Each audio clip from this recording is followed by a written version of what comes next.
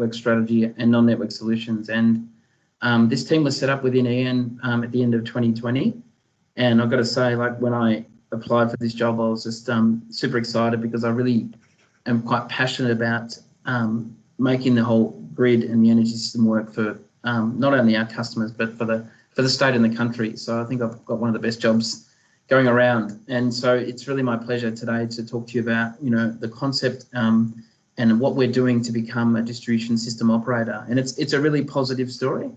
And you'd all be aware that, you know, we've been a leading and are a leading distributor in Victoria across our 3 networks, you know, some of the most efficient and innovative distributors. And so what I wanted to talk to you about is how are we really responding to what's happening around us in terms of the energy transition, which is a term most people probably have heard, and you know, what we're doing to become a leading distribution system operator. So just in terms of you know, engagement, great to see so many people have joined from across the business. Thanks for sharing where you're from. Hope you find this really valuable. And you know, I don't want it to be a death by PowerPoint, so I want it to be quite interesting and relevant to everyone. So, you know, if you've got questions or burning questions along the way, you put them in the chat. I'll try and address them. But yeah, I don't want it to just be sort of a one-way thing. So hopefully there's you get a lot of value out of the session. So thanks, Lauren. We might go to the next slide, please. So what I really wanted to kind of highlight, just taking a step back, is that, you know, the way the market and the system was designed, you know, when it was privatised, it was always designed to say that you had a customer at one end, distributor, transmission, large generator at the other end. And it was all very linear and it was all very sort of segmented. However, that's not the case today. So with all the push for renewables and emissions abatement, you know, to some degree, we've never been more relevant. And it's a really exciting message for everyone in our business and the work that we're doing. So, you know, in Australia, we have legislated net zero targets, either legislated or stated. In Victoria, which is our obviously jurisdiction, we have a legislated target. So every policy lever at the government level, virtually around the country, but particularly at the state level, is being designed to help each state achieve that target. And so, you know, we've made some good progress as a country, but we've got a long way to go over the next really 20, 30 years. And so as a result of that and other, you know, technology improvements and that, we're seeing a huge boom in renewables. We're seeing solar and wind take off and really start to chip into what was previously being generated by baseload coal. Baseload coal is still very dominant in our energy mix, but as a proportion, I think I saw a slide yesterday where it's around 70% at the moment, whereas I remember when I started my career, it was around 95%, particularly in Victoria. And so as part of our work on this journey, the business is sort of committed to broader sustainability goals, and we're also embracing the role that we play to integrate and connect people's renewable energy. So in the past, and you'll hear me talk about this a fair bit, we were a network that supplied customers and it was a bit of a one-way thing, whereas now customers are investing in their own generation, particularly rooftop solar, but larger customers as well, connecting to our distribution networks. And so we've got a role to make sure that energy can get to the market and deliver great outcomes for everyone. And so what that means is that we are transitioning from a traditional, what was called a DNSP, to becoming a distribution system operator. And I really wanted to talk about, you know, what that means today and what that actually is. And to be honest, like the message I want you all to take away is that, like, our networks have never been more relevant. And it's a bit corny, but that sort of light bulb in the bottom right-hand corner means that, you know, we're going to continue to sort of like shine brighter than ever before. And so what that means from a people point of view is that we're doing some of the most interesting work in the industry. You know, we're at the centre. You can't do anything as a customer without us. You can't consume, you can't export, you can't share electricity, you can't, you know, participate in a community energy project, you know, without our assets. So, yeah, very exciting space for us, and, you know, really prominent and important role for us to help achieve the transition as well. So maybe Lauren, next slide, please. So I've actually been told by Lauren, maybe just go back to the previous one, Lauren, that the phrase DSO is one that's used more broadly in the business. So I guess to be very clear, in the context of this presentation, when we talk about a DSO, it's a distribution system operator, and this is somewhat of a new concept. In overseas markets, instead of being called DNSPs, distributors are typically called DNOs, but the concept of a DSO is a common acronym overseas, less so here. But I am conscious that there may be other uses of that acronym in the business. So if anyone has got a rival meaning for the acronym, please put in the chat. But yeah, what I'm talking about today is this distribution system operator concept. So that leads to the next slide, which is really, so what is a DSO and what are we doing? Like, are we one already, or are we going to become one? And basically a DSO is basically, the way I've defined it, is the evolution of our, and that is, there's a bit of echo there, but we've always had the obligation to provide safe, affordable and reliable network services to customers. But increasingly, we now need to do that in a bi-directional fashion. So it's not just about supplying customers load, it's about enabling their own generation, making sure it can get to market. It's increasingly about a much more dynamic, interconnected and distributed system. And, you know, in order to make sure it's safe, reliable and affordable and working basically for everyone, there's new complexity that we have to basically enable, and just make sure that from a customer point of view, that for those who want to participate actively, they can. For those who just want to turn on the lights or charge their electric vehicle, they can, without having to think too much about it. But this whole concept of the two-way grid is something that, you know, I want you to really take away, because you know, we're seeing it today because we've got the generation connected significantly to our networks, and increasingly we're seeing more and more resources come onto the network that in some way, shape or form either can be controlled or can be used in a way that can support their overall system and make sure that all the outcomes that we want in terms of affordability, safety, sustainability can be done in an affordable and really efficient and really sustainable way. So the question is, are we already a DSO?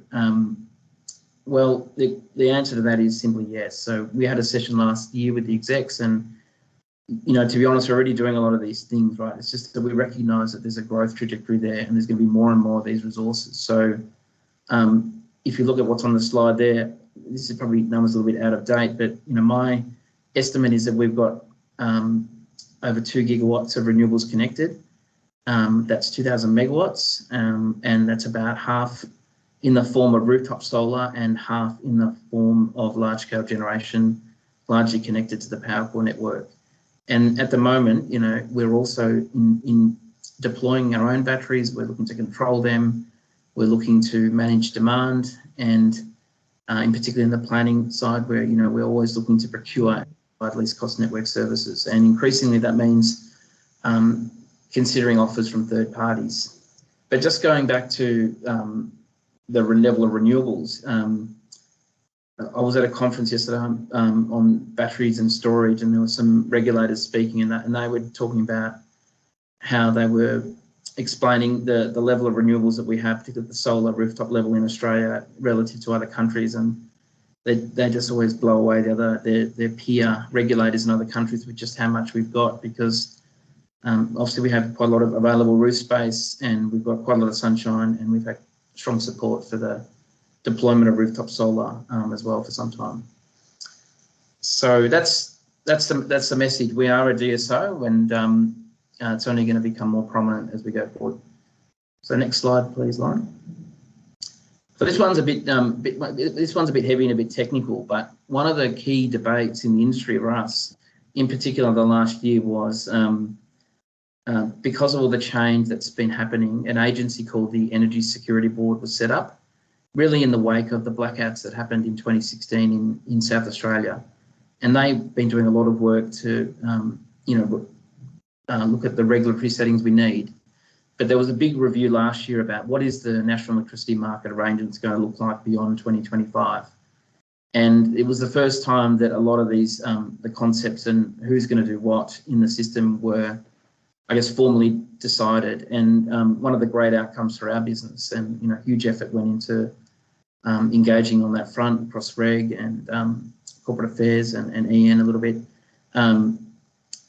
was that, you know, it's recognised that we are going to be the distribution system operator. So one of the changes that has happened is that, load was always distributed. Generation used to be centralised. It's now distributed, and everything else is basically being distributed. So storage, electric vehicles. And so there's a much greater level of action, if you like, on our networks, when before AEMO, who's the system operator in Australia, basically had limited visibility. And so AEMO and the regulatory arrangements need to recognise this, and AEMO's got a tough job to make it all work and run the power system. And so basically, our argument was that, we, in addition to sort of effectively just providing what the limits of what the network could do to AEMO, we actually see ourselves being in a position where we're actively controlling things as well. So, and that's a key point, because in overseas markets, things like batteries and that, distributors are not allowed to deploy.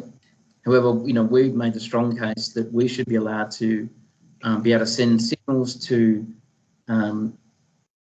devices, whether it's a battery, whether it's a residential device, and be able to do that in a way to run the network, just in the same way potentially AEMO or other third parties could do. So again, it just puts us closer to the customer, puts us at the centre. But the key thing is that we were recognised as we would, as a distributor, we would be given officially this role as distribution system operator. So to kind of use the traffic cliche, the role is effectively providing air traffic control, or the speed limits, or the road traffic control signals, to make it all work, just in the same way as when we drive around, the traffic lights all work, and there's not much thought needed for you as an individual driver. But the version is that in addition to doing that and helping support the system, we're also going to be driving devices around the network as well, as though it was a traffic network and we're driving vehicles. So yeah, great outcome for the business, great outcome for our sector, and recognition of the role that we're playing. So might go on to the next slide, please, Lauren. And if there's any questions or comments, as I said, put them in the chat. I don't want this to be a one-way discussion exclusively. So the next topic is, so what's really driving us to become a leading DSO? Because not only do we want to be a DSO, or are we a DSO, we want to be a leading DSO in the same way we are a leading DNSP. And, we represent 1.9 million customers in Victoria. That's, rough calculation, a fifth or a quarter of the total NEM customer base. So, we've got credible positions, and when we take positions in the industry, people have to take notice. So we're really setting ourselves that goal to be seen and to become the leading DSO. So next slide, Lauren, I'll get into the detail. So this is just a sort of touches on some of the things that I mentioned earlier, but in particular, we're seeing the generation mix change. So those first and second boxes show, the first one showing, Hazelwood literally was the world's dirtiest power station. Earlier in my career, I worked there, worked for the company that owned it. It now has literally been blown up or demolished, and I think it's going to be turned into a recreational lake. But those kind of power stations that were built in the 50s and 60s and up until the 80s and 90s, dominated our supply mix. But now what we're seeing in the bottom left-hand chart is showing that basically you're seeing decline of traditional coal, and that's being increasingly replaced by renewables, in particular wind and solar, and some new hydro. And I'll just respond. There was a question from Brian about when I mentioned the 2 gigawatts of renewables earlier. He asked, what's the present capacity on the UE network? So off the top of my head, I think it's about 400 megawatts, but I'll need to maybe perhaps we can come back and check that. But basically, it's half-half. So there's more on the PowerCore network, but that's roughly how it works. And half of that total 2 gigawatts is from large-scale generation. So large-scale wind and solar farms connected to PowerCore's network. So going back to this slide, the slide on the picture in number 3 there is, it's one of my favourite ones. It's slightly complex, but what it shows is basically, if you imagine a distribution, and the way, one of the key, I guess, health indicators of the power system at any time is the frequency. and all the machines and devices are designed to operate to basically around 50 hertz. So, and they're designed to operate within a tight control band. So what that is showing is that over time, so if you imagine from the back of that sort of mountain range to the front, it was very sharp and peaky, right? So the frequency was very tightly controlled around 50 hertz. But as you've seen the generation retire, that has meant that because of the nature of how the power system works, that the frequency has become much wider and much harder to control. And so from an AEMO point of view, they're very worried because you're replacing assets that could be controlled and provided a lot of sort of system benefits with, to some degree, ones that don't have the same qualities. And so everyone's working as an industry level to make sure that we can make sure that the grid works.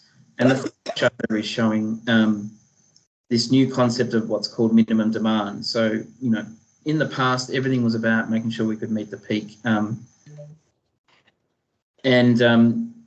But increasingly now, because we're seeing so much solar and wind, and increasingly rooftop solar is becoming one of the largest power stations in the country, there's a point where at the really low point of the demand, there's the mix of traditional generation and renewable generation is at such a point that potentially the power system could go unstable. So AEMO, in also needing to look at, making sure there's enough power available each summer, they're now looking at, well, particularly in periods like autumn and spring, when it's in between the highest levels of demand that we see in summer and winter, and there's really high output of wind and solar, they need to make sure that there's a stable mix. And so all of these things are meaning that the grid has become a little bit more challenging to control, and that's where we step in, and we're helping to provide solutions to help manage it, because we know that customers want to connect their residential solar, but we also know that we have a role to play to make sure that can be done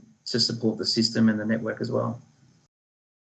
So Chris has just answered the chat, so it's just over 500 megawatts, so I was close, but yeah, thanks for that, Chris. So yeah, you can see that basically a quarter of the 2 gigawatts of our renewable capacity is coming from UE. So I might go to the next slide, but any sort of amount, I'm trying to avoid using jargon here, and I am originally an engineer, but I'm trying to make it as simple as I can. But if there's any questions or things that aren't clear, yeah, just sing out. And so going on to this point about, rooftop solar and the 2 gigawatts, this is our current forecast. So we're basically saying in the next 5 years, it's almost going to double across all our networks. So, in Australia, there is no limit, it seems, on customers' love affair with solar. And, you just have to drive around and look at how many roofs have solar.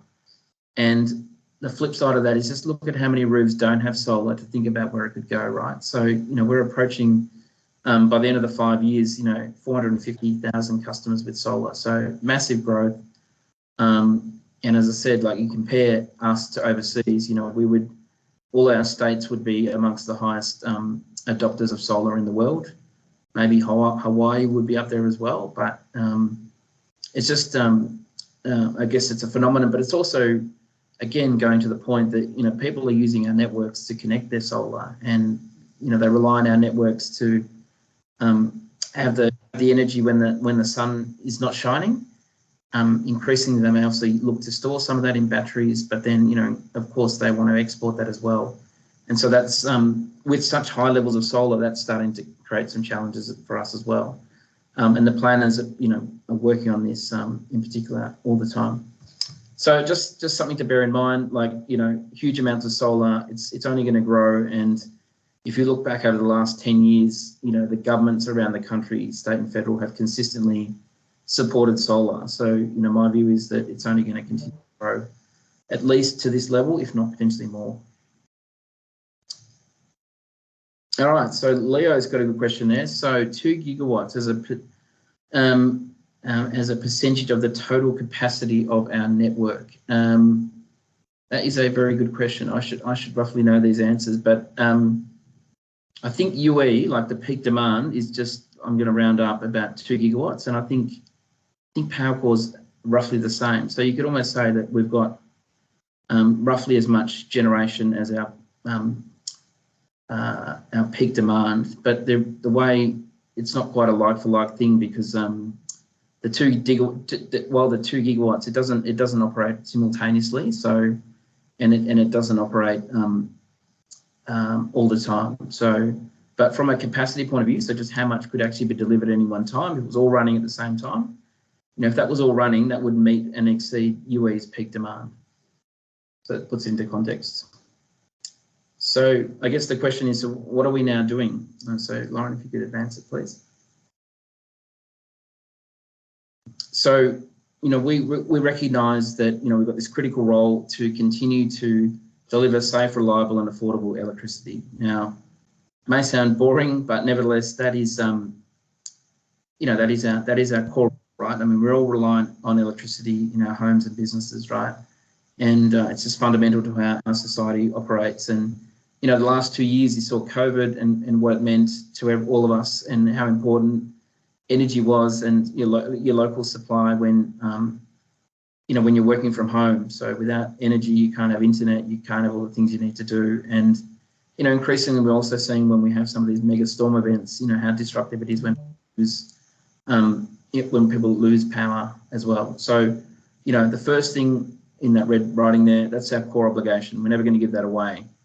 But the new dynamic around what does it mean for customers in terms of the two-way sense is we have to enable their flexibility. So customers are investing in their own generation. They obviously invest in their own appliances and loads. But, you know, the way we look at it is that if the customers who have invested in solar, and for whatever reason they can't get the ability to export that energy onto the grid, then that's actually a bad outcome for the whole system, because it means that if there are localised issues around exporting residential solar to the grid, then potentially that energy can't, you know, is available but not is sort of wasted.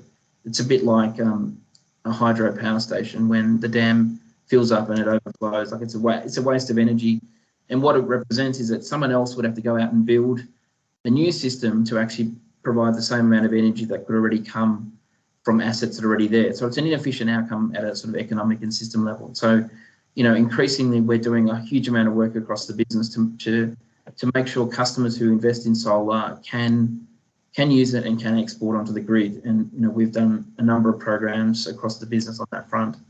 So in addition to that, you know, safe, affordable, reliable, we've got to enable the customers and the flexibility they want. The best example is solar at the moment.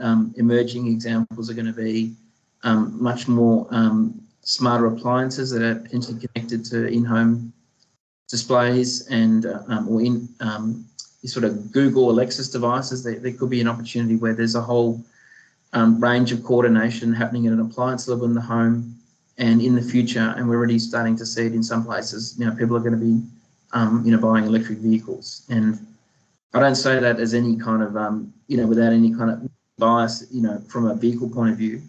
It's just that the world manufacturing sector is moving to electric, and we don't have local manufacturers, and we're still a very small market. So whether we like it or not, EVs, we're going to be buying them, and you know, we're starting to see a bit more encouragement as well at the state and federal level.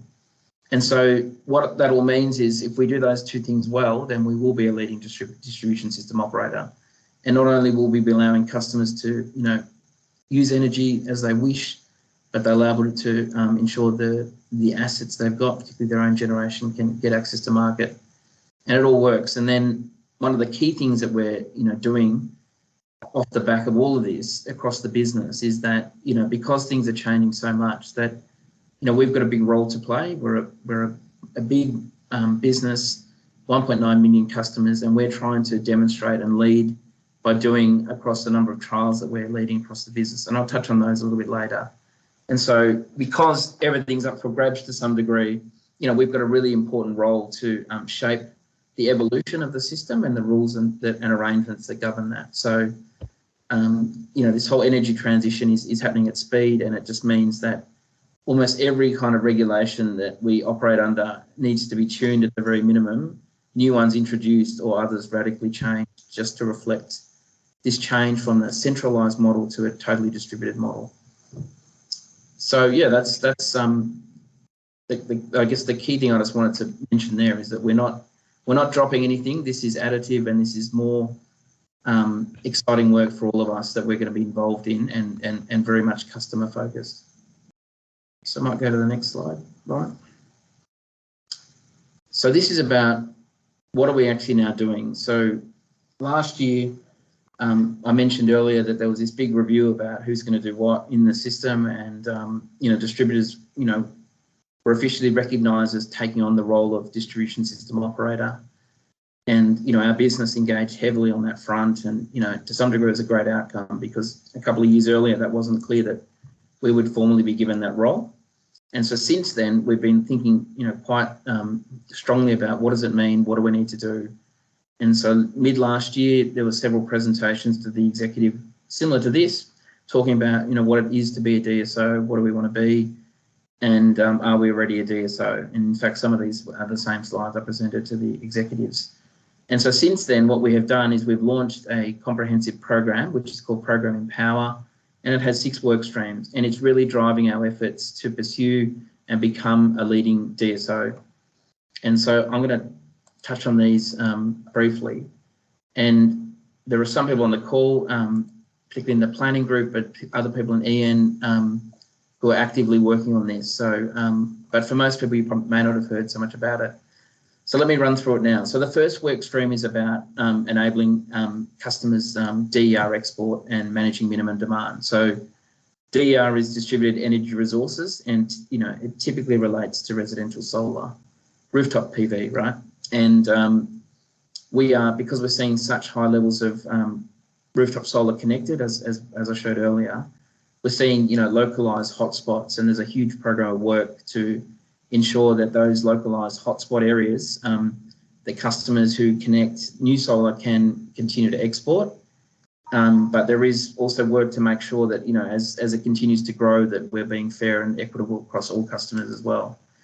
And this whole issue about minimum demand, we know that in Victoria that we've got a little bit of time, but in places like South Australia, they have already seen that their whole, like for example, the Sapin distribution network at different times last year, was exporting to the grid. So their whole grid was a power station. And when that happens, and when the mix of, really rooftop PV and what was previously uncontrolled generation relative to the total amount of generation and load gets to a point where it becomes potentially unsustainable, that the system operator is going to rely on us to help them manage that. And so we're looking to build innovative solutions to help maximise customers' export opportunities, but also make sure that we're in a position where, should AEMO ever ring us, that we'll also be able to ensure the system is stable in Victoria. So huge program of work on that front, and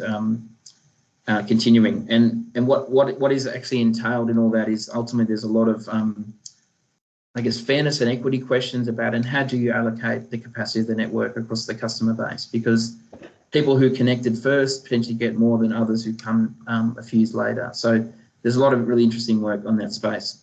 The second work stream is one that really close to my heart, because it's sort of largely my day job, and that is securing the right for distributors to deploy batteries and demand response. So as I said earlier, in other markets, it's frowned upon, or actually not even allowed, that distributors would do this. And we see a really big role for storage connected at our low voltage levels.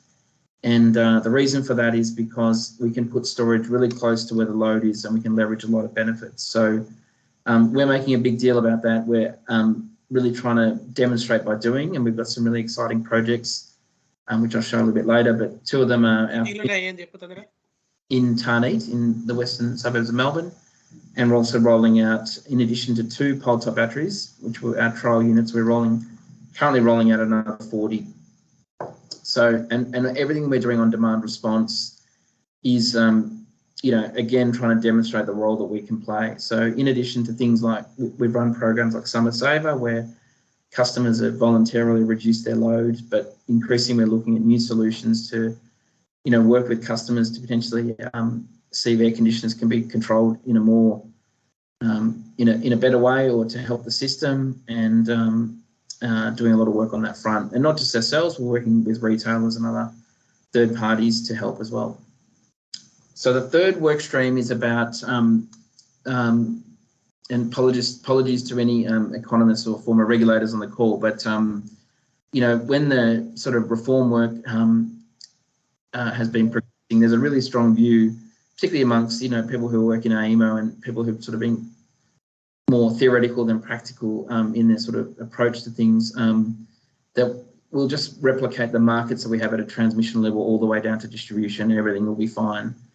And we don't disagree with that, like, you know, just for the sake of it. But what we're saying is that we think there are some really practical things that we can do to support the system and that are cheaper and are more affordable for customers than setting up, you know, real-time markets for everything, right? So a good example is voltage, right? Everyone loosely is aware of what voltage is, right? It's what drives the electrons to some degree, right? So power flows from high volts to low volts, just like water flows from, you know, higher ground to lower ground.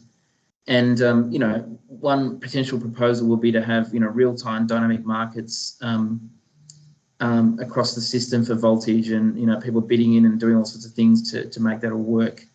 Whereas we can, you know, we manage voltage every day. We go and switch lines, we change transformer settings, we do other minor interventions on the network, and we can get really comprehensive outcomes for very little cost. And so, you know, that's an example where if we do those minor, small, cheap things, we can get outcomes rather than sort of having to set up like an almost Airtasker model for every kind of energy service you could ever think of, because we think that just the cost of doing that versus the benefits is a little bit out of whack. So there's a bit of work being done on that work stream 3. Number 4 is, in order to become a DSO and leading DSO, we need to show that we're enabling other players to deliver network services to us. And the way it works is we are obliged to pursue least cost outcomes. So because ultimately when we invest on the network, all customers pay for it, our regulatory environment means that we have to choose the lowest cost option. So whatever we choose, it's lowest cost. And we only do trials and innovation through R&D funds, not through our sort of BAU funds. And so what we're doing at the moment is we want to demonstrate that we're opening up and creating more competition. And so just recently, the planning teams have published constraints on the network, and we're actively encouraging third parties to come in and offer innovative and new solutions to help solve them.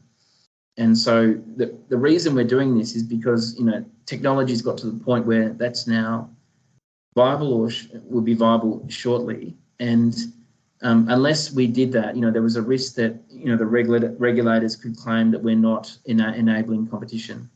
And there's a really strong focus in the broader system around, you know, the concept of an aggregator. So an aggregator is a business that would typically go and sign up customers and aggregate them and operate them as a swarm back into the system, and also provide services to the network. So, you know, that group of, you know, for want of a better word, startup businesses are really, in some cases, quite vocal in saying, you know, the problem is the networks, and they won't share or they won't open themselves up so that we can even have a go at providing solutions. So we are demonstrating that we are enabling competition. We're looking to take a leading role, and that work is currently underway, and no doubt it's going to lead to great outcomes. And it's also driving our internal teams to be more competitive, because you know, we deliver some of these solutions ourselves, and even our internal teams now have to confront the reality that, you know, if our solutions are not the cheapest, then the business won't necessarily contract with them. Number 5 is, I saw earlier that there's quite a lot of people from IT and related disciplines. So ultimately, we're going to have to be building, you know, new systems to make this all work. And those systems are going to be able to talk to our existing systems. And in many cases, they're also going to have to talk to other systems such as AEMO. So a lot of work has been done in IT, in EN, around defining what the requirements are from a roadmap point of view in relation to becoming a DSO. And there's a lot of discussion about DSO projects and DERMS projects. So DERMS is a generic term, but it means distributed energy resource management system. So basically systems that can control things help make it all work, make sure the traffic signals that we spoke about earlier are working, visible to those who need them, and visible back into our control rooms ultimately. So a huge amount of work's been done there and continuing. And as we look to, invest in this space, you'll start to increasingly see more and more projects come through related to this DSO journey we're on. And then lastly, number 6 is about, defining our vision and promoting it. And so, today's session is about promoting it internally, but equally we've got a really, big role to promote our thoughts and positions in the industry and really to shape and define how it evolves, aligned to what's, good for our customers and good for our business. So they're the 2 sort of guiding lights. So that's the program. And it's happening in earnest. There's strong support from Scott Russell's team. So Loveland Parker and Andrew Bailey are helping drive a number of people to deliver across this comprehensive program, and we're just getting started. So there's a really heavy agenda in 2022, and it will continue beyond then as well. So I saw there's a bit of commentary in the chat, but it looks like people have self-served and answered. So are there any outstanding questions? I think some of the planners have given some more context on some of those network and AEMO issues, so thanks for that. But I'll just pause there. So maybe I'll ask a question to you as a group. Do you feel now that if you bumped into Tim in the lift and he said, so what are we doing to be a DSO, you could answer that in some way, shape or form? And it's okay if the answer is no, but I mean, hopefully what I want you to leave with is at least knowledge about, what it is, why we're doing it, and what we're doing. So I saw a few thumbs go up, so that's good to know. Hopefully that wasn't from people who are working on it anyway, but here we go. As a DSO, we become a gatekeeper to generation by DERs in order to maintain network stability, and we are also storing energy via batteries for later role. Yep. Gold star to Chris Gray. And then do we become responsible for forecasting DER? Yeah, great question. So Chris, on that one, so, in terms of like workstream 5 here, ultimately we're going to have to do more and more forecasting, and we're going to have to do that for our own business, back into the our own forecast for investment, the control room, but all the way back into AEMO systems as well. So yeah, so there's a huge, in that workstream 5, we've been defining almost like at a building block level, what are the core components around getting this all to work, and one of those is exactly right, what you said, forecasting. So Sandy, thanks, an emphatic yes, so thanks for that. It's great to hear. And Marissa, you've raised a really great question. So is Gemini and AusNet going to become DSOs as well? Yes, they will. I guess the difference is we're wanting to be the leading DSO, right? So in Victoria. So yeah, so what we're talking about here, and the broader concept is definitely something that applies to all distributors. And all distributors around the country are working on this at the moment, and they've all got their own programs, I guess, and trials. So yeah, the short answer is yes. But like we're a leading DNSP, and on different metrics, the leading DNSP, we want to be a leading DSO as well. So Jiangsha Zong has said, AMC announces that distributors allow charging rooftop solar owners for exporting power to the grid. Maybe we will have to have more behind the meter batteries. Yeah, so look, great question. And on that one, basically because we're seeing such huge levels of residential solar go in and renewables, that the generation mix looks fundamentally different to what it used to look like. And what is happening is that during the middle of the day, there's going to be an excess of energy, and increasingly that needs to be stored. So we're seeing that already. It's going to become more and more relevant. And so we are seeing that storage is a great solution for that. And so at the moment we have behind the meter storage, so like a Tesla Powerwall. You can go and get one of those hanging on your garage wall, costs about $10,000. They're the sort of smaller batteries. We're also seeing that 50, 100 megawatt batteries being announced every day. And there are some big ones on the system. So Elon Musk built one in South Australia. There's one that's gone in Mirrabul in Victoria. And so in addition to that, we're also seeing a really big role for like medium scale storage. And that's in particular something that we can deploy. And essentially what storage does is it basically soaks up the solar energy, right? So it means that if you've got a battery that can store 2 hours of solar energy, then when the sun goes down, you can continue to use that energy. And the other key thing on storage is that in addition to sort of short-term storage, there's a lot of focus at an industry level on longer-term storage. And so for those who watch this closely, you'd know there's been a lot of discussion about Snowy 2.0 and the hydrogen economy, and this really deep scale storage is something that's also being looked at, because eventually, as we decarbonise, it means we're going to be using more and more electricity, which increasingly will mean more and more renewables, which will mean that there's more excess solar to store, and that's leading to new opportunities, and hydrogen is one of those. So a few more questions. So this is great. So I've got one here from Levay, so I hope I've pronounced that correctly. How is the option to facilitate and promote the residential generation to store their generated energy for later use? This can avert most of network augmentation and being involved less. Cost effective and for customers. SAPN do encourage installing residential batteries to this effect.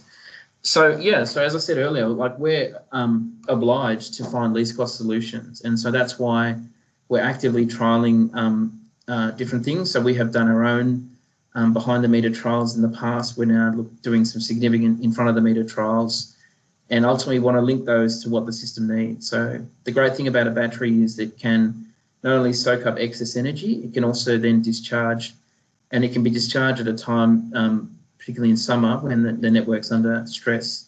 And so that's exactly what we're trying to do. So we're looking to work out how we can deliver great network outcomes using these new technologies, including our own ones. So next question from Greg. We're looking at extending our communications and interaction beyond systems we manage to aggregators and even end user devices, such as inverters. Have we got a view on the comms, security and trust? Are there any good international examples or standards applicable? So Greg, you're right onto it. So yes, that's the traffic signals that I spoke about earlier. So South Australia probably has had to lead on this one, and WA, because they've had the highest levels of penetration relative to their overall demand. And so they've had to do some, crude things to ultimately control rooftop solar and even shed it in the extreme.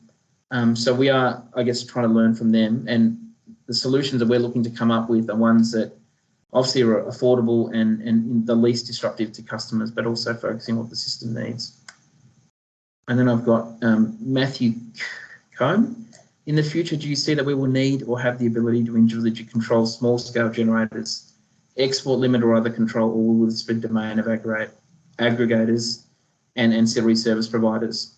Absolutely. So, one of my earlier slides spoke about our role to not only just be a provider of the traffic limits, but to be actively controlling devices as well. So if you fast forward this movie, like say 10, 15 years, and not even 1 in 2, but say every home that can afford it or has got access to north-facing roofs has solar, we see a world where there is this swarm of control inverters are automatically responding to local voltage conditions. There are aggregators out there who are operating and aggregating services on their behalf, and that we're actively controlling our own devices as well. So it's a bit of an all of the above approach, but we specifically want to make sure that we're not frozen out of being able to offer these solutions, because in many cases we think we can do that the most affordably, and it would make no sense to knock out one of the cheapest providers.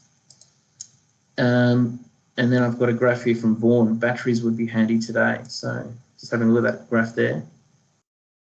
Yeah, so increasingly what happens during the middle of the day is, solar blasts onto the network, and in some cases it can get to the point, like it did in South Australia, where the whole network basically was exporting power. So I might go on to the next slides, Lauren. So thanks for those questions, everyone. Great to see the engagement. So this sort of touches on some of the questions that came up. So, what are we actually doing? So this is a bit of a snapshot from not just my portfolio, but a little bit more broadly around what have we done. So in the last 2 years, big focus on batteries. We made a big play to argue that we could put in batteries all around Victoria to support the Victorian government's renewable energy targets, particularly in the power core network. So you can see the chart there, and those red diamonds were places where we suggested potentially you could deploy them. And we continue to kind of come up with those innovative solutions about how these storage devices can be not only supporting the network and customers, but broader system benefits. The next two pictures on the top row show, so I mentioned our pole top batteries. So the one that's shown there is one of our early prototypes, and we're currently rolling out another 40. So on the map there of the UE network, we can see the locations. And we were awarded funding last year to put in a community battery in Tarneet. And the picture there is not ours, but that's a community battery that's been put in Sydney. So, you know, the Victorian government is very supportive of this concept of community batteries, and they awarded 3 projects in Victoria, and we effectively were part of 2 of those. So not only are we building our own battery in Tarneet, but we're also working with a group called Yarra Energy Foundation who are building their own battery, but it's going to be hosted at our zone substation site in Fitzroy North, and it's going to be an example of where third-party ownership of a battery, you know, we're enabling and supporting and looking to see how that works in the future.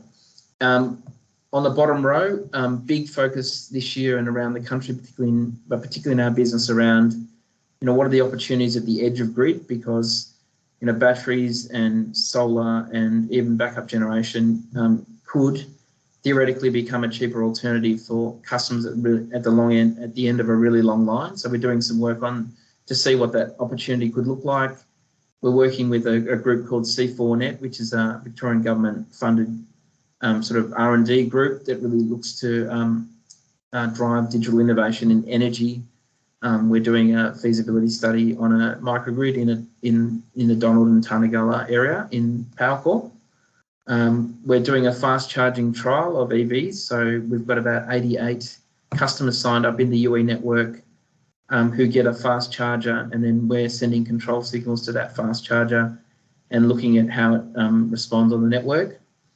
And we've been running Summer Saver for some years now, where we go out and instead of upgrading the network, we recruit customers and we encourage them to voluntarily reduce load when we ask them to via a text message. And that's been quite a popular and successful program.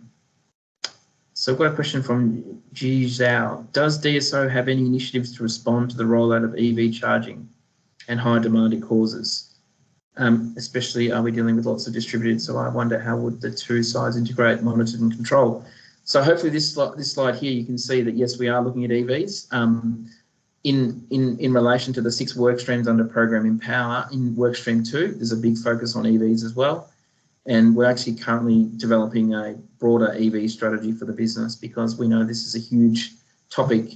But you're exactly right that this is not just a generation or a load challenge, it's both. And so everything's becoming two-sided, and the kind of buzzword in the industry is around flexibility services. So it envisages that you can get the same outcome by turning something up or turning something down, depending on what it is. And EV is a great example. They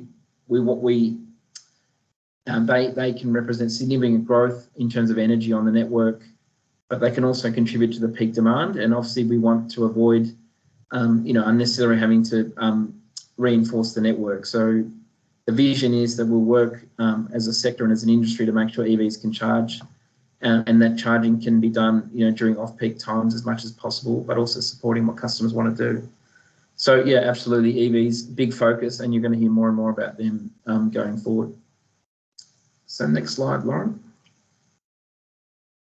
And this is just showing that, across our network, so basically, we represent half the geographic state, but 2 million customers, you can see a bit of a smattering of what we're doing. And this is sort of more just in my own portfolio, but there's much more we're doing as well. When you think about residential solar, customers are connecting everywhere. Big focus around the business on enabling that solar through different programs, and increasingly, everything we do is going to have to factor in all these dynamics, and we're going to move from a one-way transporter of energy to a two-way enabler of everything.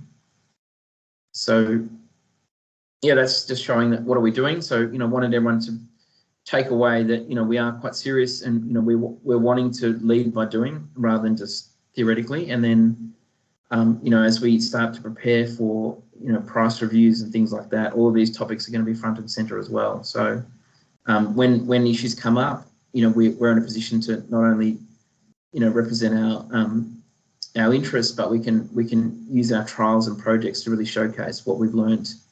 And, it gives us credibility, but it also shows that we're actively, responding to the challenge with regulators and government. And increasingly, we also, being asked by the government and regulators to share our views on these topics, because, that they can't solve it alone. And so we're becoming more and more proactive on a lot of these topics, which is great, really exciting. So next slide, please, Lauren.